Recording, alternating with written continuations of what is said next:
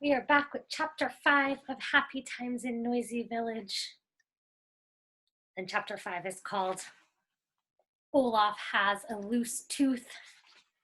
And we have lots of loose teeth around school all the time. Excuse me. One day at school, Miss Johnson said to Olaf, "Why do you keep putting your fingers in your mouth?" He looked very embarrassed, and then he said, "I have a loose tooth." "Pull it out then, when you get home," said Miss Johnson. "But not now. We have to do arithmetic now. Tomorrow we will look at the gap where the tooth was." Olaf looked terrified because he thinks it's scary to pull a tooth, no matter how loose it is. I do too. "My goodness, it won't hurt to pull out a little baby tooth like that," Daddy says. "Maybe it doesn't hurt so much, but it's still scary."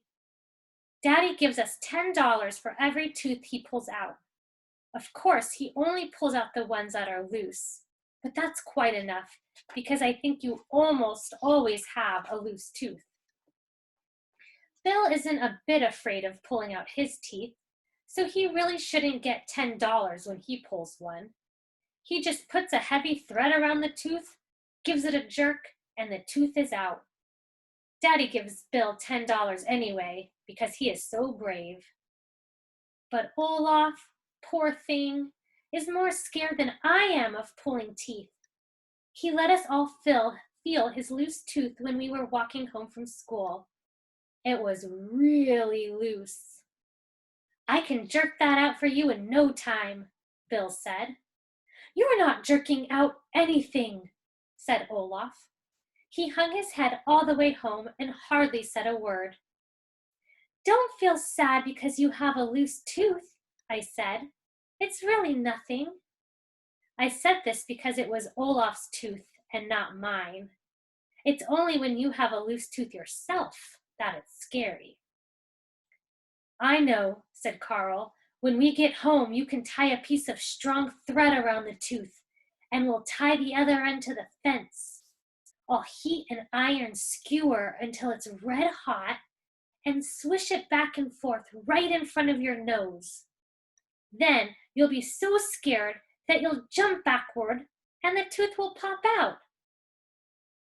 "Iron skewers indeed," Olaf said angrily. He didn't like that idea at all. But he did tie a piece of strong black thread around his tooth when we got home, so he could pull at it from time to time and make the tooth still looser. In some way, he had to try to get rid of it because Miss Johnson had said she was going to look at the gap the next day. I think that's what worried Olaf the most. He had to have the tooth out by the next day, or Miss Johnson would know that he was afraid of pulling teeth. Hannah tried to console him. She said, "Don't worry. Miss Johnson will probably forget all about your tooth by tomorrow." But Anna knew just as well as Olaf that Miss Johnson never forgets anything. Carl says she has a memory like an elephant's. We played ball down the road, as we usually do on spring evenings, and the whole time the long black thread hung out of Olaf's mouth. It looked so funny when he ran. At times he forgot the tooth, and the thread, and the whole bother. Then he laughed and talked as usual. But all of a sudden he would look sad and peculiar and would tug at the thread and sigh.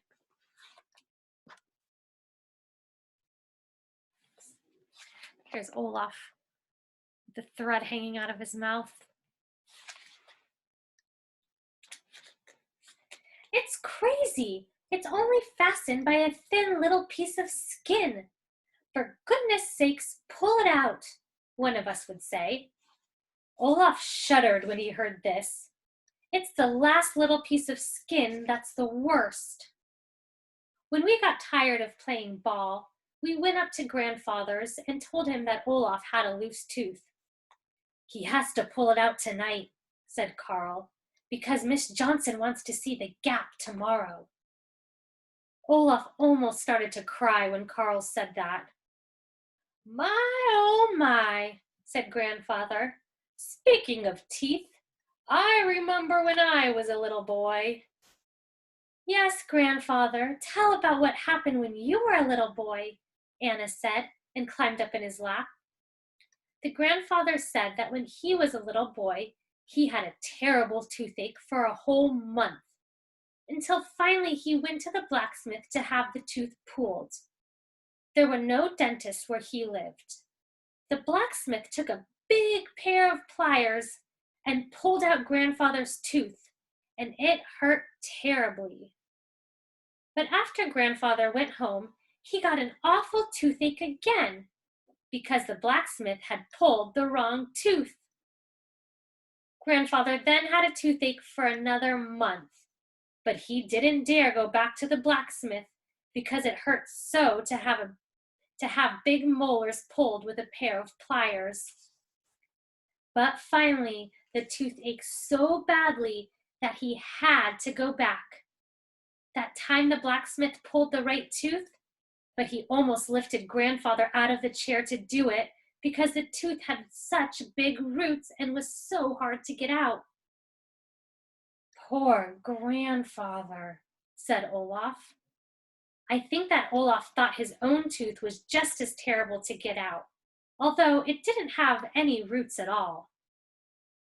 Just imagine, Grandfather, you were once a little child afraid of having teeth pulled, Anna said. My, oh my, that was a long time ago, said Grandfather. Now I only have 3 teeth left, and they'll fall out by themselves any day. So now you never have to be afraid again, Anna said. No, my little friend, I never have to be afraid again, said Grandfather. Then he went to the corner cupboard and took out some barley sugar for us.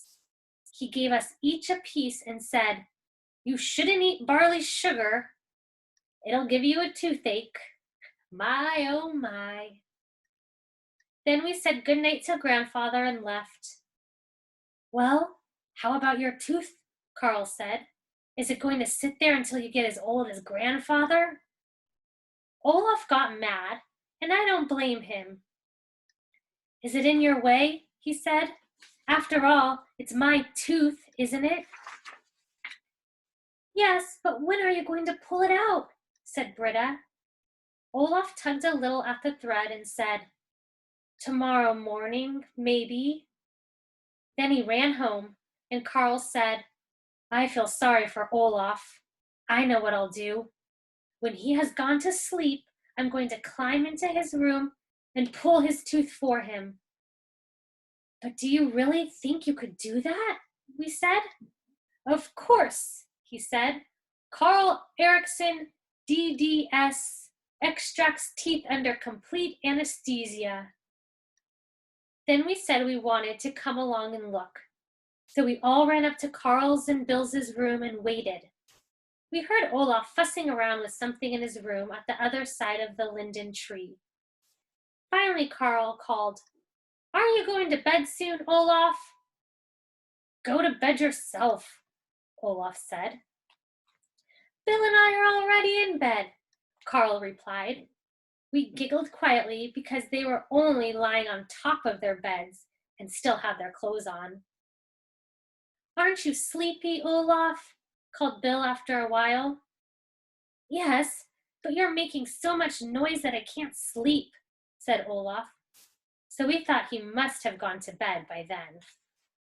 Turn out the light, Olaf, Carl said. Turn out your own light, Olaf answered, and Carl did. We sat in the dark and waited. After a while, Olaf turned out his light. I hope he goes to sleep, because otherwise I will, said Anna, and yawned. Just then we heard something rustle in the linden tree. It was Olaf on his way over to our house. Britta and Anna and I sneaked quietly into the closet. Carl and Bill crept in their beds and pulled the covers up to their chins. Bill, said Olaf while he climbed through the window, I'll probably be sick tomorrow, so I won't be able to go to school. In that case, you don't need to wait for me." "Sick? Why should you be sick?" Carl said. "If you went to bed at a decent time, you'd be healthy as a fish." "I have a stomach ache," said Olaf, and crept back to his room. I'm sure he had a stomach ache just because he was so nervous on account of his tooth. We waited a long, long time, and finally we were so sleepy that we could hardly keep our eyes open. "He must have gone to sleep by now," Carl said at last. And then he crept out into the linden tree. "Are you awake, Olaf?" he said, quietly as he could. "No, I'm fast asleep," said Olaf. So we had to sit down and wait some more. Finally, Carl said he was going over to see if Olaf had gone to sleep. If he hadn't, there was something wrong with him. And then Carl would go and get the doctor. So we all crept through the tree as quietly as we could. Carl brought his flashlight, and we flashed it onto Olaf's bed. There he lay, fast asleep, with the black thread trailing out of his mouth. Oh, I got so scared. What if it hurt a lot and Olaf started to cry? What would he say when he saw all of us standing there? Carl took a firm grip on the thread. And here they are, standing around Olaf's while he's sleeping with the thread hanging out of his mouth. 1, 2, 3, pull! And just as he said pull, he pulled, and there hung the tooth dangling on the thread. Olaf didn't even wake up. He just mumbled in his sleep, "I have a stomach ache." Bill tried to wake him up, but he couldn't. Carl said it was just as well, because now Olaf would think a ghost had been in his room and pulled his tooth. Carl tied the string to the light fixture in the ceiling, and there the tooth hung where it would be the first thing Olaf would see when he woke up. Oh, how happy he would be. Olaf didn't have a stomachache the next day. He was standing outside his gate and waiting for us, as usual. He laughed so you could see a gap in his upper jaw. "Was it you who did it, Carl?" he asked. And then we told him that we had all been in his room. Olaf laughed still more when he heard that what he had said in his sleep. He was so happy that he jumped up and down and kicked all the stones that lay in the road. Then he said, "It really isn't too bad to have teeth pulled." "No, not under anesthesia," said Carl. We decided that we'd pull out one another's teeth at night. Well, I mean the loose ones, of course. When we got to school, Olaf went right up to Miss Johnson, opened his mouth wide, and said, "Look, Miss Johnson, I pulled out my tooth." "I'm the one who did it, to be more truthful," Carl mumbled at his desk. But Miss Johnson didn't hear him. And that is the end of chapter 5. Olaf got his tooth out. We've pulled a lot of teeth at school. We'll see you next time for chapter 6.